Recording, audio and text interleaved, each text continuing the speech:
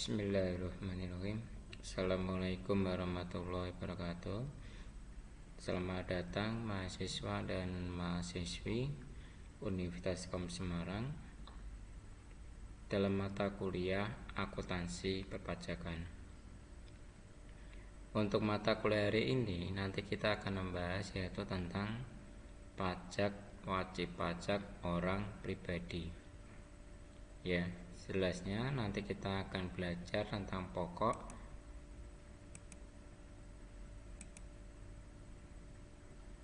SPT tahunan 170S ya dalam mata kuliah akuntansi perpajakan. Dengan saya kembali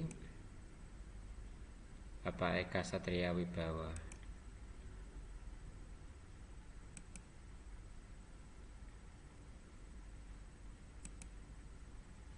Bismillahirrahmanirrahim. Segala puji syukur kita panjatkan kepada Nabi Muhammad SAW sehingga kita bisa bertemu lagi dalam mata kuliah akuntansi perpajakan. Semoga mahasiswa dan mahasiswi semua diberi kesehatan dan berpanjang sehingga kita bisa melaksanakan perkuliahan dengan baik dan lancar. Amin ya rabbal alamin.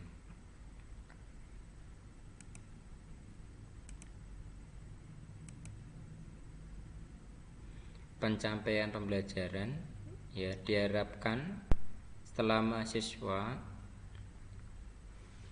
melaksanakan perkuliahan hari ini, diharapkan mahasiswa dapat melaksanakan kegiatan pembelajaran ya dan dapat menjelaskan pengertian, fungsi dan pembuatan SPT tahunan 170S, di mana dulu kita sudah pernah disinggung ya dalam mata kuliah kemarin ya tentang SPT tahunan 170S ya. Wajib pajak orang pribadi ya ada dibagi 3 kelompok ya, kemarin kita sudah bahas. Ada SPT tahunan 170SS, 170S dan 170 ya. Dalam mata kuliah hari ini nanti kita akan membahas yaitu tentang SPT tahunan 170S.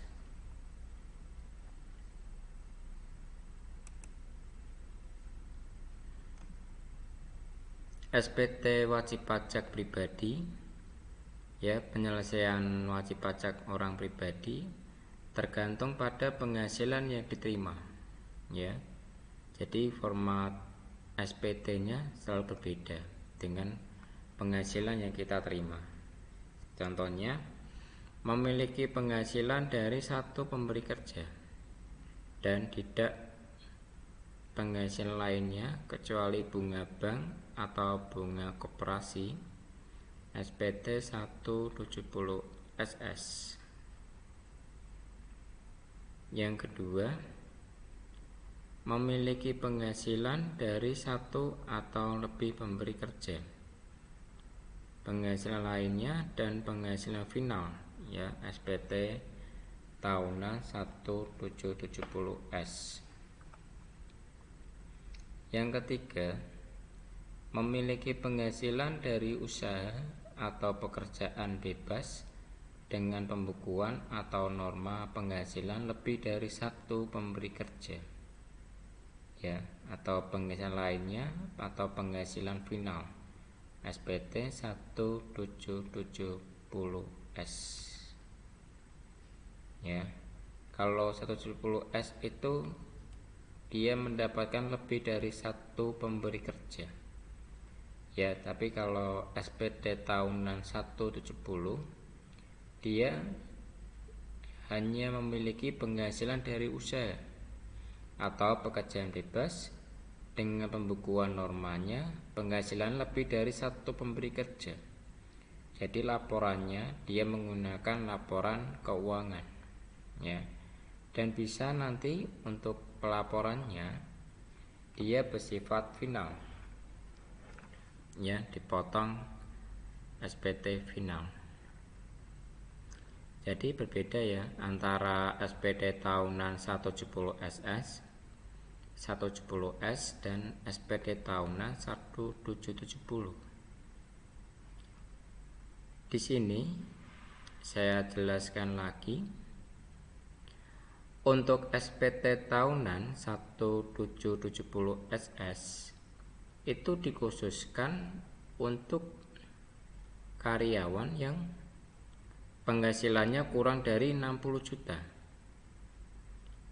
Dan sedangkan SPT tahunan SPT 1770S dikhususkan untuk karyawan yang penghasilannya lebih dari 60 juta dan dia lebih dari satu pemberi kerja. Terus yang ketiga, memiliki penghasilan dari usaha atau pekerjaan bebas dengan pembukuan atau norma penghasilan lebih dari satu pemberi kerja, atau penghasilan lainnya, penghasilan yang sifatnya final SPT 1770. Ya, jadi berbeda ya antara SPT tahunan 10, SPT 70S dan SPT tahunan 1770.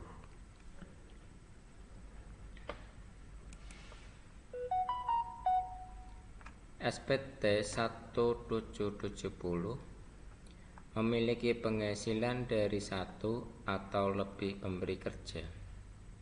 Penghasilan lainnya atau penghasilan final SPT 170S. Penghasilan yang digabungkan dari seluruh penghasilan tidak final yang diperolehnya. Yang kedua, penghasilan final dilaporkan dalam tabel yang terpisah dan tidak dijumlahkan dengan penghasilan tidak final. Yang ketiga, bukti potong baik dari pekerjaan tetap atau tidak tetap merupakan kredit pajak, yaitu tentang SPT tahunan 1770S, yaitu penghasilan yang digabungkan dari seluruh penghasilan tidak final yang diperoleh. Terus yang kedua, penghasilan final dilaporkan dalam tabel yang terpisah dan tidak dijumlahkan dengan penghasilan tidak final. Yang ketiga, bukti potong baik dari pekerjaan tetap atau tidak tetap merupakan kredit pajak. Ya, itu adalah tentang SPT tahunan 170S. Nah, sekarang kita akan belajar yaitu tentang pengisian SPT tahunan 170S melalui e-filing. Nah, di sini simulasi e-filing SPT tahunan 1770S. Ya. Yang pertama kali pasti ada pertanyaan seperti ini ya, apakah Anda menjalankan usaha atau pekerjaan bebas? Tidak. Apakah Anda seorang suami atau istri yang menjalankan kewajiban perpajakan terpisah? Tidak. Yang ketiga, apakah penghasilan Anda yang peroleh setahun kurang dari 60 juta? Tidak. Apakah Anda menggunakan formulir 10S? Pilihan form yang digunakan adalah dengan panduan.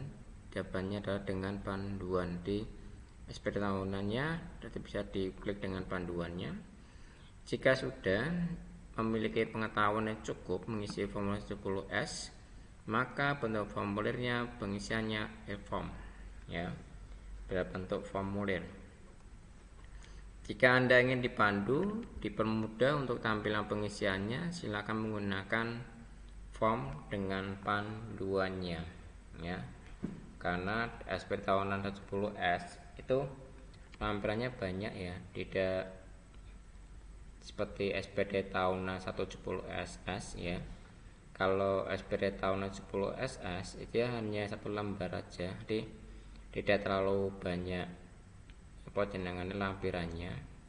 Sedangkan kalau SPT tahunan 170S itu lampirannya banyak sekali yang harus kita jelaskan perinciannya. Nah, di sini isi data formulir yang akan diisi. Misalnya di sini ada formulir tahun 2015 normal, ya, menggunakan 0, terus pilih langkah berikutnya. Yang kedua, daftar pemotong pemungut ya PPh lain dan PPh ditanggung oleh pemerintah. Jika ada, tekan tombol tambah di dalam ini ya. Maka nanti kita bisa mengisi data di sini ya, nama pemotong atau pemungut pajak ya, nomor bukti pemotong atau pemungut ya, ada tanggal bukti, jenis pajak, jumlah PPh yang dipotong atau dipungut ya, nanti ada aksennya. Itu adalah jika kita mau mengisi bukti potongan pajakan ya, atau kita bisa tambahkan langkah yang kedua nanti. Nah, ini contohnya, misalnya pemotongan gaji PNS oleh bendahara yang dituangkan dalam formulir 1721A2. Kita input dalam kotak dialognya, contohnya seperti ini ya. Jenis pajaknya PPh pasal 21, NPWP pemotongnya nomornya sekian, nama pemotongnya gaji kantor pusat Direktorat Jenderal Pajak, nomor bukti pemotongannya tanggal sekian ya, terus tanggalnya tanggal 9 bulan 1, jumlah yang dipotongnya adalah 5.246.800. Nah, di sini ada daftar pemotongan atau pemungut PPh final yang ditanggung oleh pemerintah. Di sini adalah gaji kantor pusat Direktorat Jenderal Pajak, NPWP-nya, nomor buktinya, tanggal buktinya, jenis pajak pasal 21, jumlah PPh yang dipungut dipotong 5.246 ya, maka nanti akan muncul di sini ya. Kalau kita pada waktu tadi kita nilai tambah tadi ya. Baik, selanjutnya kita lihat. Nah, selanjutnya itu adalah pengisian penghasilan neto dalam negeri yang sehubungan dengan pekerjaan. Jika ada, silakan dimasukkan di sini. Contohnya di sini Rosjuta 312548. Nah, di sini yang keempat, masukkan penghasilan langkah negeri lainnya bila ada. Apakah Anda memiliki penghasilan dalam negeri lainnya? Jawabannya iya. Terus jika ada, silakan diisi. Jika tidak ada, silakan dikosongi. Ya, ini adalah contoh pada waktu pengisian penghasilan dalam negeri lainnya bila ada. Tapi jika tidak ada, kita kosongi aja. Nah, selanjutnya, apakah Anda memiliki penghasilan luar negeri? Jawabannya iya. Maka penghasilan neto luar negerinya kita kosongi aja di sini. Terus selanjutnya kita pilih rangka berikutnya.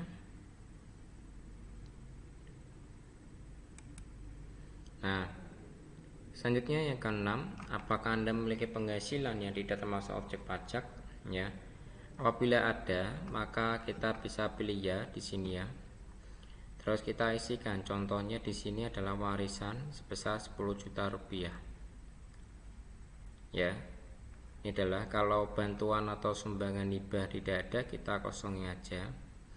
Di sini karena contohnya ada dari warisan, kita isi warisan 10 juta.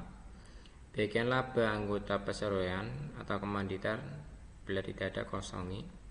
Klaim asuransi kesehatan kecelakaan tidak ada, kita kosongi aja.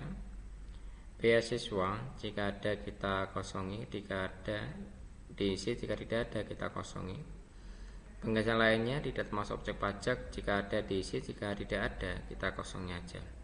Maka nanti jumlah bagiannya adalah 10 juta karena yang diisi hanya bagian warisan.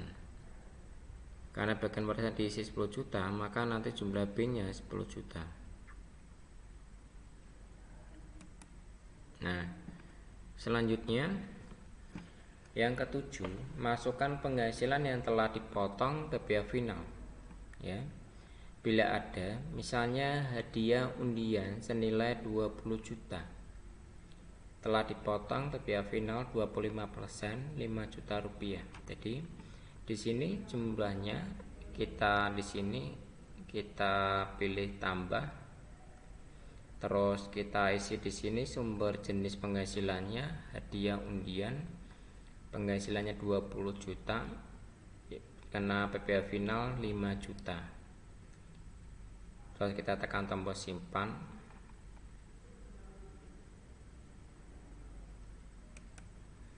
Selanjutnya di sini adalah langkah yang ke-8. Tambahkan harta yang Anda miliki, ya. Misalnya tahun sebelumnya Anda sudah melaporkan daftar harta dalam e-filing dan Anda dapat menampilkan kembali klik harta pada SPT tahun yang lalu. Ya, misalnya di sini apakah Anda memiliki harta? Jawabannya iya. Ya, kita beri tambah di sini. Kita kode hartanya kita masukkan. Ya. Contohnya di sini ada kode harta 042 sepeda motor dengan nama ya Honda Vario tahun 15 juta. Terus kita pilih simpan. Di sini ada plat nomornya berapa. Misalnya nomor BPKB-nya juga ada ya. Terus kita pilih simpan.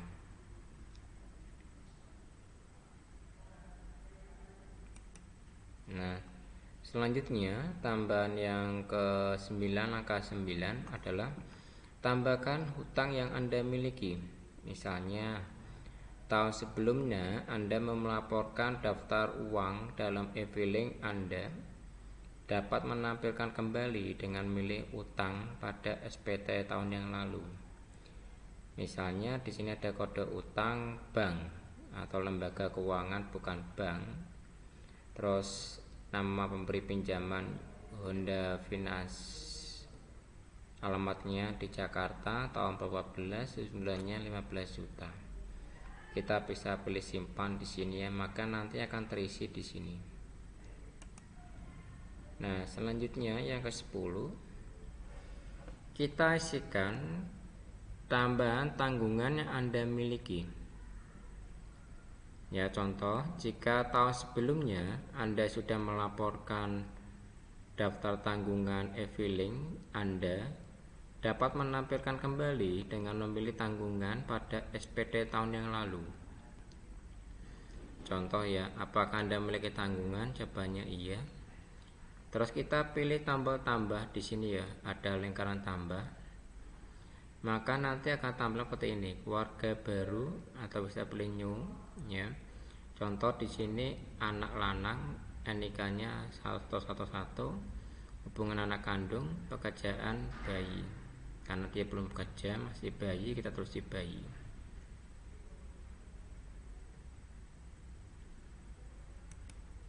Selanjutnya langkah yang 11, isilah zakat dengan zakat sumbangan keagamaan wajib yang Anda bayarkan ke lembaga pengelola yang disahkan oleh pemerintah. Misalnya, apakah Anda membayar zakat sumbangan keagamaan kegiatan wajib pajak? Tidak. Kalau tidak ada kita pilih tidak ya. Kalau jika ya kita pilih ya, jika tidak ada kita pilih tidak. Ya. Karena di sini contoh kasusnya di sini dia tidak membayar zakat atau sumbang keagamaan wajib ya, maka kita tidak ya. Terus langkah berikutnya yang ke-12, angka 12, isilah dengan sesuai status pekerjaan suami istri. Dalam hal ini mohon diperhatikan jika Anda melakukan kewajiban perpajakan secara terpisah ya, dengan suami atau istri, hidup yang berpisah, atau melakukan perjanjian pemisahan harta. Misalnya adalah kepala keluarga dan istri tidak bekerja. Contohnya status pekerjaan suami atau istri, status perkawinan kawin, status kawinan perpajakannya kepala keluarga, pilih golongan PTKP-nya. Misalnya penghasilan kawin tapi tidak ada tanggungan. Misalnya karena dia perjanjian pemisahan harta, maka dia statusnya kawin 0, tidak ada tanggungan karena di sini statusnya adalah dia perjanjian pemisahan harta. Maka penghasilan tidak kena pajak atau jumlah tanggungannya. Dia statusnya kawin tapi tidak ada tanggungan. Selanjutnya yang ke-13, isilah dengan pengembangan pengurangan PPh pasal 24 dan penghasilan luar negeri bila ada. Contohnya di sini, apakah Anda memiliki pengembalian atau pengurangan PPh pasal 24 dan penghasilan luar negeri? Ya, ini contohnya. Studi kasusnya di sini tidak ada, maka kita pilih tidak ada. Terus selanjutnya, nah di sini apabila Anda melakukan pembayaran PPh pasal 25, ya kalau ada melakukan pelaporan maka kita isi ya. Karena di sini contoh studi kasusnya tidak ada, kita kosongin aja. Terus yang ke-15, PPh yang dibayar sendiri, SPT PPh pasal 25, hanya pokok pajak ya. Kalau ada kita isi, jika tidak ada kita kosongi. Nah, selanjutnya yang ke-15, penghitungan pajak penghasilan. Contoh penghitungan pajak penghasilan PPh. Jumlah penghasilan neto atau pengurangan zakat, sumbangan keagamaan sifat wajib 107 juta. Penghasilan tidak kena pajak 39 juta. Penghasilan kena pajaknya 68 juta. Dari mana? Dari penghasilan yang setahun kemarin tadi kita isi sejumlah 107 dikurangi dengan PTKP 39 juta. Maka dia kena PKP 68 juta. Terus PPh tarif yang dikalikan dia adalah 5.248. PPh yang terutang 5.246.800. PPh dipotong atau biaya ditanggung oleh pemerintah atau kredit pajak atau terutang luar negeri 5.246.800. Maka pajak yang mau bayar sendiri dia 0. Karena kenapa? Karena sudah di sini sudah diisi, dipotong atau ditanggung oleh pemerintah. Jadi jumlah kredit pajaknya dari 14 ini ditambahkan maka dia 0. Maka statusnya adalah nihil ya, jadi tidak kena pajak. Selanjutnya kita di sini adalah proses kurang lebih bayar. Ya, wajib diisi bila ada, jika tidak ada kita kosongi aja. Ya, karena tadi tidak ada proses kurang bayar atau lebih bayar, maka kita kosongi aja karena tidak ada yang harus kita bayarkan. Selanjutnya adalah langkah ke-17, dengan menyadari sepenuhnya akan segala akibat yang termasuk sanksi-sanksi ya, sesuai dengan ketentuan peraturan perundang-undangan yang berlaku, saya menyatakan bahwa apa yang telah saya beritahukan di atas adalah benar, lengkap dan jelas. Maka kita boleh setuju atau agree ya. Terus pilih langkah berikutnya. Nah, di sini adalah ringkasan SPT Anda, pengembalian kode verifikasi. Di sini sudah kita otomatis masuk ya di sini ya, jenis pembelian 170S tahun pajak 2015 untuk yang ke-1. Statusnya nihil karena tadi sudah ada yang ditanggung oleh pemerintah atau pihak lain. Kita play di sini ya, maka kita play ke email, maka kode verifikasinya akan masuk ke email Anda. Setelah itu kode verifikasinya silakan kita ketikkan aja 672151 ke dalam sini. Di dalam masukkan kode verifikasi di sini ya. Terus kita pilih kirim SPT. Maka otomatis setelah kita mengisi kode verifikasi Anda ini 672151 ke dalam kode verifikasi di sini, masukkan kode verifikasi. Setelah kita kirim SPT, nanti otomatis laporan kita telah diterima oleh kantor pajak. Ya, baik. Di sini adalah tadi contoh tentang pelaporan secara online ya. Nah, ini adalah belangko SPT tahunan 170S. Ini adalah tentang simulasi pelaporan secara online ya. Ini adalah tentang belangko SP tahunan kalau kita melaporkan secara manual. Kalau tadi kita melaporkan secara e-filing, secara online. Nah, di sini adalah belangko aslinya, belangko dimana kalau kita melaporkannya secara manual. Artinya, wajib pajak harus mengisi dulu data belangko ini.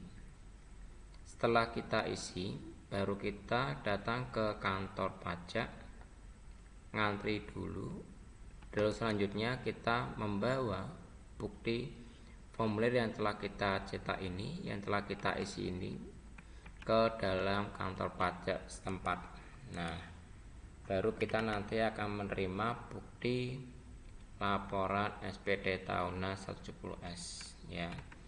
Tadi kita bahas, kita singgung SP tahunannya secara online ya. Di sini belangko SP tahunannya secara manual, belangko SP tahunan 70S. Jadi belangkonya seperti ini ya, dia. Mahasiswa dan mahasiswi bisa diperhatikan. Di belangkonya banyak ya, berbeda dengan tadi yang kita bahas ya. Kalau di dalam online, langkah-langkahnya ada 1 sampai tekan 18 tahap ya. Tapi kalau dalam manual ya, dalam manual itu berbeda ya. Di sini ada lampirannya ya. Lampirannya kita isi dulu ya. Setelah kita mengisi lampirannya, di sini penghasilan neto dalam negeri lainnya udah tadi ya. Ada bunga, royalti, sewa, penghargaan, keuntungan, penghasilan lainnya ya. Terus di sini ada penghasilan tidak termasuk objek pajak, ada bantuan, ada warisan, ada pengisian laba atau anggota, klaim asuransi, ada beasiswa, ada penghasilan lainnya. Terus yang bagian C, ada daftar pemotongan pemungut oleh pihak lain ya, ditanggung oleh pemerintah. Contohnya di sini sudah saya isi dari PT Bank Mandiri ya. Contohnya MP pemotongnya sekian, tanggalnya sekian, jenis pajaknya 21 ya. Hingga kita masukkan jumlahnya berapa. Itu adalah tentang lampiran 1 ya. Terus kalau lampiran 2 yang perlu diperhatikan, lampiran 2. Nah, di sini di lampiran 2 bagian A, di sini ada penghasilan yang dikenakan PPh final atau yang bersifat final. Contohnya ada bunga deposito, ada bunga diskonto, penjualan saham, hadiah undian ya, ada pesangon, honorarium, pengalian harta, sewa atas tanah, bangunan yang diterima, bunga atau simpanan, penghasilan dari transaksi depresi, dividen, penghasilan lainnya atau penghasilan lainnya yang kenaikannya pajaknya bersifat final. Selanjutnya, harta pada akhir tahun.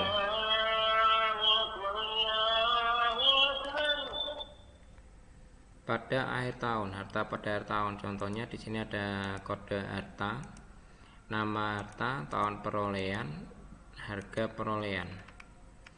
Selanjutnya di sini bagian C, kewajiban atau utang pada akhir tahun. Di sini ada kode, nama pemberi pinjaman, alamat. Bagian D, daftar susunan anggota keluarga. Contohnya ini kita isikan namanya misalnya Bini ya, NIK-nya berapa, hubungan keluarga misalnya apa, kepala rumah tangga ya, bacaan apa, contohnya swasta ya. Di dalam lampiran kedua, SP tahunan 170S. Terus ada lampiran lagi yang kedua, yaitu tentang penghasilan dikenakan PPh final ya. Di sini ada bunga deposito, penjualan saham, hadiah undian, penghasilan hak atau tanah, sewa, bangunan yang diterima, bunga simpanan, penghasilan, dividen, penghasilan istri, penghasilan lainnya dikenakan PPh final ya. Harta pada akhir tahun, kewajiban pada akhir tahun, daftar susunan keluarga ya. Terus selanjutnya setelah kita mengisi lampiran kedua, baru kita mengisi di sini ya. Nah, di sini penghasilan netonya berapa ya. Baru kita ngisi bagian induk. Nah, di bagian induk ini. Nah, di sini kalau kita isi NPWP-nya, nama wajib pajaknya berapa, pekerjaan apa, KLU-nya apa, nomor telepon ya, status kawin, terus nomor istri atau suami berapa, penghasilan kita isi di sini ya. Jika ada kita isi, wajib ya diisi semua. Terus baru kita nanti ngisi PTKP nya berapa, kalau statusnya akreditasi kawin atau kawin diisi. Maka nanti ada pengusulan tentang penghasilan bisa kena pajak. Baik ya, jadi contohnya seperti ini ya. Terus kalau tidak ada maka statusnya nihil. Baik, setelah itu baru kita ngisi tanggalnya di sini ya, tanggal, bulan, tahun, nama lengkap dan NPWP tanda tangan ya. Bedanya kalau kita mengisi formulir ini tadi sudah saya bahas, kita singgung bedanya. Kalau kita mengisi formulir 170S menggunakan belangko ini ya, berarti kita harus mengisi dahulu. Setelah itu baru kita ngantri ke kantor pajak setempat untuk melaporkan belangko SPT yang telah kita buat ya. Jadi kalau keuntungannya tadi yang sudah kita bahas antara menggunakan e-filing dan menggunakan belangko seperti ini ya. Jadi lebih enak menggunakan e-filing. Kenapa? Karena tidak membutuhkan waktu yang banyak ya, tidak perlu kita ngantri ke kantor pajak ya. Kalau ngisi manual seperti ini kan kita harus manual ya, artinya kita ngisi dulu baru kita datang ke kantor pajak untuk laporannya. Tapi kalau kita menggunakan e-filing tadi yang kita bahas tadi, kita menggunakan e-filing ini dalam simulasinya itu lebih enak kalau kita menggunakan e-filing ya. Simulasi kalau kita menggunakan e-filing lebih enak ya, karena waktunya tidak membutuhkan waktu yang banyak. Baik, terima kasih dari saya. Jika ada pertanyaan nanti bisa tanya-tanya dengan saya, bisa melalui grup atau chat pribadi ya. Baik, saya akhiri. Assalamualaikum warahmatullahi wabarakatuh.